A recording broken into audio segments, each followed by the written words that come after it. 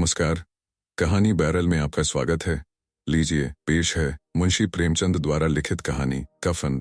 झोंपड़े के दीवार पर बाप और बेटा दोनों एक बुझे हुए अलाव के सामने चुपचाप बैठे हुए हैं और अंदर बेटे की जवान बीवी बुधिया प्रसव वेदना से पछाड़ खा रही थी। रह रहकर उसके मुंह से ऐसी दिल हिला देने वाली आवाज निकलती थी कि दोनों कलेजा थाम लेते थे।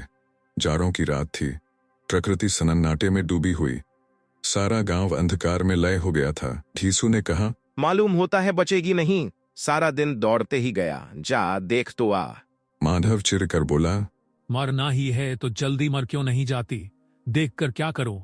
तू बड़ा बेदर्द है बे, साल भर जिसके साथ सुख चैन से रहा, उसी के साथ इतनी बेवफाई। तो मुझसे तो उसका तरपना और हाथ पांव पटकना नहीं देखा जाता। चमारों का कुनबा था और सारे गांव में बदनाम। ढीसू एक दिन काम करता तो 3 दिन आराम।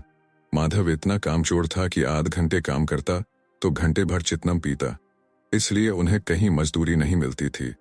घर में मुट्ठी भर भी अनाज मौजूद हो तो उनके लिए काम करने की कसम थी। जब 2-4 फाके हो जाते, घीसू पेड़ पर चढ़कर लकड़ियां तोड़ लाता और माधव बाजार में बेच आता, और जब तक वे पैसे रहते दोनों इधर उधर मारे मारे फिरते। जब फाके की नौबत आ जाती तो फिर त्रकड़ियां तोड़ते या मजदूरी तलाश करते। गांव में काम की कमी न थी। किसानों का गांव था, मेहनती आदमी के लिए 50 काम थे, मगर इन दोनों को लोग उसी वक्त बुलाते जब 2 आदमियों से एक का काम पाकर भी संतोष कर लेने के सिवा और कोई चारा ना होता। विचित्र जीवन था इनका। घर में मिट्टी के 2-4 बर्तनों के सिवा कोई संपत्ति नहीं। फटे चीथड़ों से अपनी नग्नता को टंके हुए जिए जाते थे। संसार की चिंताओं से मुक्त, कर्ज से लदे हुए, गालियां भी खाते, मार भी खाते, मगर कोई भी गम नहीं। दीन इतने की वसूली की आशा न रहने पर भी लोग इन्हें कुछ न कुछ कर्ज दे देते थे। मटर आलू की फसल में दूसरों के खेतों से मटर या आलू उखाड़ लाते और भून भान कर खा लेते, या 10-5 ऊस उखाड़ लाते और रात को चूसते। घीसू ने आकाश वृत्ति से 60 साल की उम्र काट दी और माधव भी सपूत बेटे की तरह बाप ही के पद चिन्हों पर चल रहा था, बल्कि उसका नाम और भी उजागर कर रहा था। इस वक्त भी दोनों अलाव के सामने बैठकर आलू भून रहे थे, जो कि किसी के खेत से खोद लाए थे। घीसू की स्त्री का तो बहुत दिन हुए देहांत हो गया था। माधव का ब्याह पिछले साल हुआ था। जब से यह औरत आई थी, उसने इस खानदान में व्यवस्था की नींव डाली थी। पिसाई करके या घास छीलकर वह सेर भर आटे का इंतजाम कर लेती थी और इन दोनों बेगैरतों का दूल्हा भरती रहती थी। जब से वह आई, ये दोनों और भी आलसी और आरामतलब हो गए थे, बल्कि कुछ अकड़ने भी लगे थे। कोई कार्य करने को बुलाता तो निर्व्यास भाव से दुगनी मजदूरी मांगते। वही औरत आज प्रसव वेदना से मर रही थी और ये दोनों शायद इसी इंतजार में थे कि वह मर जाए तो आराम से सोएं। घीसू ने आलू निकालकर छीलते हुए कहा, जाकर देख तो क्या दशा है उसकी, चुड़ैल का फिसाद होगा और क्या। यहाँ तो ओझा भी 1 रुपया मांगता है। माधव को भय था कि वह कोठरी में गया तो घीसू आलुओं का बड़ा भाग साफ कर देगा। बोला, मुझे वहां जाते डर लगता है। डर किस बात का है, मैं तो यहाँ हूँ ही। तो तुम ही जाकर देखो ना। मेरी औरत जब मरी थी तो मैं 3 दिन तक उसके पास से हिला तक नहीं था, और मुझसे लजाएगी कि नहीं, जिसका कभी मुंह नहीं देखा। आज उसका उघरा हुआ बदन देखूं, उसे तन की सुध भी तो न होगी। मुझे देख लेगी तो खुलकर हाथ पांव भी न पटक सकेगी। मैं सोचता हूँ कोई बाल बच्चा हो गया तो क्या होगा। सोंठ गुड़ तोल कुछ भी तो नहीं घर में। सब कुछ आ जाएगा, भगवान दे तो। जो लोग अभी 1 पैसा नहीं दे रहे हैं वे ही कल बुला कर देंगे।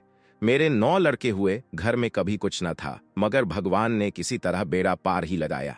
जिस समाज में रात दिन मेहनत करने वालों की हालत उनकी हालत से बहुत कुछ अच्छी नहीं न थी, और किसानों के मुकाबले में वे लोग जो किसानों की दुर्बलताओं से लाभ उठाना जानते थे कहीं ज्यादा संपन्न थे, वहां इस तरह मनोवृत्ति का पैदा हो जाना कोई अचरज की बात न थी।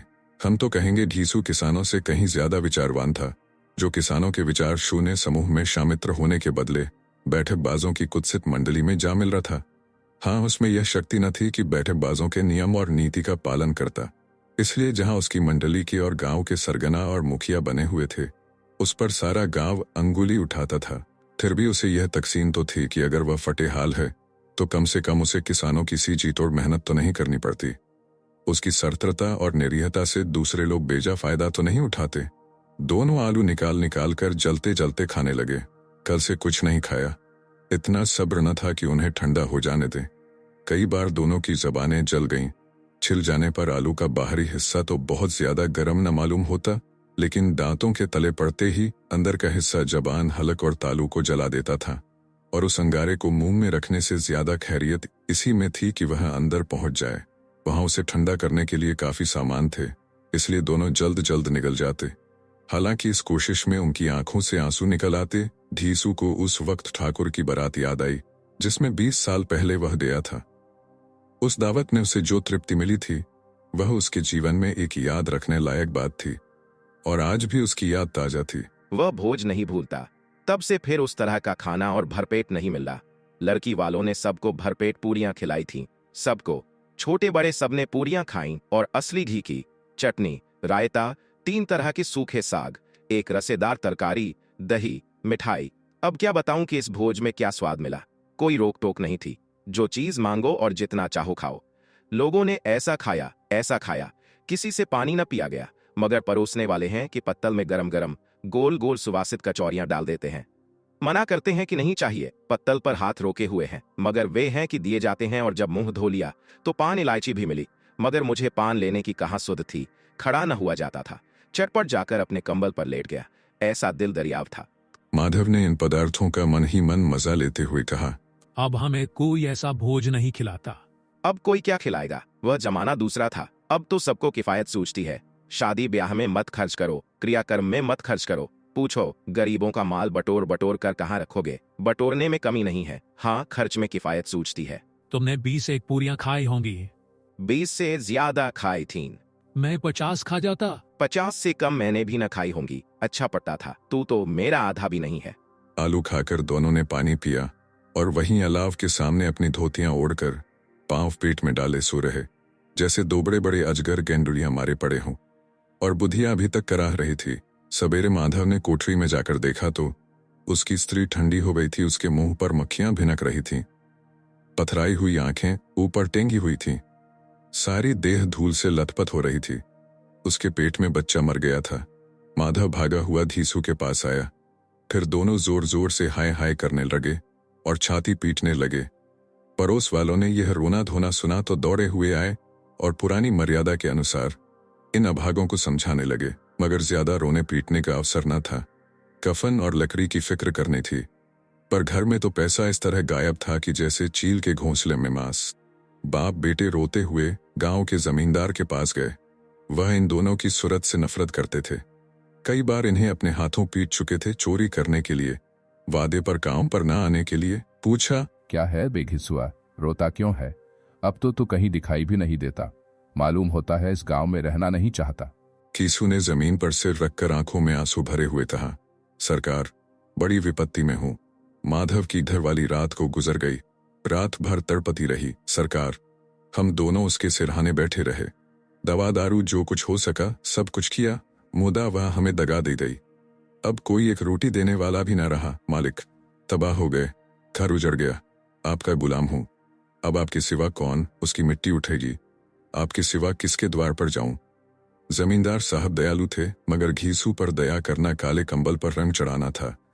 जी में तो आया, कह दें चल दूर हो यहां से, यूं तो बुलाने से भी नहीं आता। आज जब गरज पड़ी तो आकर खुशामद कर रहा है। हरामखोर कहीं का, बदमाश। लेकिन यह क्रोध या दंड का अवसर न था। जी में कुड़ते हुए 2 रुपए निकालकर फेंक दिए, मगर सांत्वना का एक शब्द भी मुंह से न निकाला। उसकी तरफ ताका भी नहीं, जैसे सिर का बोझ उतारा हो। जब जमींदार साहब ने 2 रुपए दिए तो गांव के बनिए महाजनों को इनकार का साहस कैसे होता। घीसू जमींदार के नाम का ढिंढोरा भी पीटना खूब जानता था। किसी ने 2 आने दिए, किसी ने 4 आने। 1 घंटे में घीसू के पास 5 रुपए की अच्छी रकम जमा हो गई। कहीं से अनाज मित्र गया, कहीं से लकड़ी, और दोपहर को घीसू और माधव बाजार से कफन लाने चले। इधर लोग बांस काटने लगे। गांव की नरम दिल स्त्रियां आकर लाश को देखती थीं और उसकी बेकसी पर 2 बूंद आंसू गिराकर चली जाती थीं। कैसा बुरा रिवाज है कि जिसे जीते जी तन ढांकने को चीथड़ा भी न मिले, उसे मरने पर कफन चाहिए। कफन लाश के साथ जल ही तो जाता है। और क्या रखा रहता है। यहीं 5 रुपए पहले मिलते तो कुछ दवा दारू कर लेते। दोनों एक दूसरे के मन की बात ताड़ रहे थे। बाजार में इधर उधर घूमते रहे। कभी इस बाजार की दुकान पर गए, कभी उसकी दुकान पर। तरह तरह के कपड़े, रेशमी और सूती देखे, मगर कुछ जंचा नहीं। यहाँ तक कि शाम हो गई। तब दोनों न जाने किस दैवी प्रेरणा से एक मधुशाला के सामने जा पहुंचे और जैसे किसी पूर्व निश्चित योजन से अंदर चले गए। वहां जरा देर तक दोनों असमंजस में खड़े रहे। फिर घीसू ने गद्दी के सामने जाकर कहा, साहू जी, एक बोतल हमें भी देना। इसके बाद कुछ चिखौना आया, तली हुई मछलियां आई और दोनों बरामदे में बैठकर शांतिपूर्वक पीने लगे। कई कुजियां ताबड़तोड़ पीने के बाद दोनों सरूर में आ गए। घीसू बोला, कफन लगाने से क्या मिलता है? आखिर जल ही तो जाता, कुछ बहू के साथ तो ना जाता। माधव आसमान की तरफ देखकर बोला, मानो देवताओं को अपनी निष्पापता का साक्षी बना रहा हो। दुनिया का दस्तूर है, नहीं लोग बामनों को हजारों रुपए क्यों दे देते हैं? कौन देखता है परलोक में मित्रता है या नहीं? बड़े आदमियों के पास धन है, चाहे फूके, हमारे पास फूकने को क्या है? लेकिन लोगों को जवाब क्या दोगे? लोग पूछेंगे नहीं कफन कहाँ है? घीसू हंसा, अबे कह देंगे कि रुपए कमर से खिसक गए, बहुत ढूंढा मिलने नहीं। लोगों को विश्वास तो ना आएगा, लेकिन फिर वही रुपए देंगे। माधव भी हंसा, इस अनपेक्षित सौभाग्य पर बोला, बड़ी अच्छी थी बेचारी, मरी तो भी खूब खिला पिलाकर। तभी बोतल से ज्यादा उड़ गई। घीसू ने 2 सेर पूरियां मंगाई, चटनी, अचार, कलेजियां। शराब खाने के सामने ही दुकान थी। माधव लपक कर 2 पत्तलों में सारा सामान ले आया। पूरा 1.5 रुपया और खर्च हो गया। सिर्फ थोड़े से पैसे बच रहे। दोनों इस वक्त शान से बैठे हुए पूरियां खा रहे थे, जैसे जंगल में कोई शेर अपना शिकार उड़ा रहा हो। न जवाबदेही का खौफ था, न बदनामी की फिक्र। इन भावनाओं को उन्होंने बहुत पहले ही जीत लिया था। घीसू दार्शनिक भाव से बोला, हमारी आत्मा प्रसन्न हो रही है तो क्या उसे पुनः ना होगा? माधव ने श्रद्धा से सिर झुकाकर तस्दीक की, जरूर से जरूर होगा। भगवान तुम अंतर्यामी हो, उसे बैकुंठ ले जाना। हम दोनों हृदय से आशीर्वाद दे रहे हैं। आज जो भोजन मिला वह कभी उम्र भर न मिला था। एक क्षण के बाद माधव के मन में एक शंका जागी। बोला, क्यों दादा, हम लोग भी तो एक न दिन वहां जाएंगे ही। घीसू ने इस भोले भाले सवाल का कुछ उत्तर न दिया। वह परलोक की बातें सोचकर इस आनंद में बाधा न डालना चाहता था। जो वहां वह हम लोगों से पूछे कि तुमने कफन क्यों नहीं दिया तो क्या कहेंगे? कहेंगे तुम्हारा सिर। पूछेगी तो जरूर। तू जानता है कि उसे कफन न मिलेगा। तू मुझे ऐसा दधा समझता है। 60 साल क्या दुनिया में घास खोदता रहा हूं, उसको कफन मिलेगा और इससे बहुत अच्छा मिलेगा। माधव को विश्वास न आया। बोला, कौन देगा? रुपए तो तुमने चट कर दिए। वह तो मुझसे पूछेगी। उसकी मांग में सिंदूर तो मैंने ही डाला था। घीसू गर्म होकर बोला, मैं कहता हूं उसे कफन मिलेगा। तू मानता क्यों नहीं? कौन देगा? बताते क्यों नहीं? वही लोग देंगे जिन्होंने इस बार दिया। हाँ, अब की रुपए हमारे हाथ न आएंगे। ज्यों ज्यों अंधेरा बढ़ता था और सितारों की चमक तेज होती थी, मधुशाला की रौनक भी बढ़ती जाती थी। कोई गाता था, कोई डाइंग मारता था, कोई अपने संगी के गले लिपटा जाता था, कोई अपने दोस्त के मुंह से कुल्हड़ लगाए देता था। वहां के वातावरण में सरूर था, हवा में नशा। कितने तो यहां आकर एक चुल्लू में मस्त हो जाते। शराब से ज्यादा वहां की हवा उन पर नशा करती थी।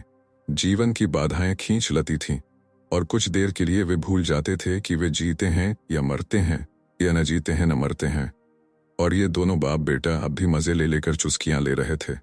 सबकी निगाहें इनकी ओर जमी हुई थीं। दोनों कितने भाग्य के बली हैं। पूरी बोतल बीच में है। भरपेट खाकर माधव ने बची हुई पूरियों का पत्तल उठाकर एक भिखरी को दे दिया, जो खड़ा इनकी ओर भूखी आंखों से देख रहा था। और देने के गौरव, आनंद और उल्लास का उसने अपने जीवन में पहले बार अनुभव किया। घीसू ने कहा, ले जा, खूब खा और आशीर्वाद दे। जिसकी कमाई है वह तो मर गई, पर तेरा आशीर्वाद उसे जरूर पहुंचेगा। रोए रोए से आशीर्वाद दे, बड़ी गाड़ी कमाई के पैसे हैं। माधव ने फिर आसमान की तरफ देखकर कहा, वह वैकुंठ में जाएगी दादा, वह वैकुंठ की रानी बनेगी। घीसू खड़ा हो गया और जैसे उल्लास की लहरों में तैरता हुआ बोला, हाँ बेटा, वैकुंठ में जाएगी। किसी को सताया नहीं, किसी को दबाया नहीं। मरते मरते हमारी जिंदगी को सबसे बड़ी लालसा पूरी कर गई। वह न वैकुंठ में जाएगी तो क्या ये मोटे मोटे लोग जाएंगे, जो गरीबों को दोनों हाथों से लूटते हैं और अपने पाप को धोने के लिए गंगा में नहाते हैं और मंदिरों में जल चढ़ाते हैं। श्रद्धालुता का यह रंग तुरंत ही बदल गया। अस्थिरता नशे की खासियत है। दुख और निराशा का दौरा हुआ। माधव बोला, मगर दादा, बेचारी ने जिंदगी में बड़ा दुख भोगा। कितना दुख झेल कर मरी। वह आंखों पर हाथ रखकर रोने लगा, चीखें मार मार कर। घीसू ने समझाया, क्यों रोता है बेटा? खुश हो कि वह माया जाल से मुक्त हो गई। जंजाल से छूट गई। बड़ी भाग्यवान थी जो इतनी जल्द माया मोह के बंधन तोड़ दिए। और दोनों खड़े होकर गाने लगे, ठगिनी क्यों नैना झमकावे, ठगिनी। पियक्कड़ों की आंखें इनकी ओर लगी हुई थीं और ये दोनों अपने दिल में मस्त गाते जाते थे। फिर दोनों नाचने लगे, उछले भी, कूदे भी, गिरे भी, मटके भी, भाव भी बनाए, अभिनय भी किए और आखिर नशे से बदमस्त होकर वहीं गिर पड़े। आप सुन रहे थे कहानी बैरल से, मुंशी प्रेमचंद द्वारा लिखित कहानी कफन।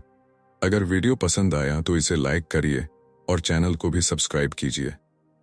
धन्यवाद।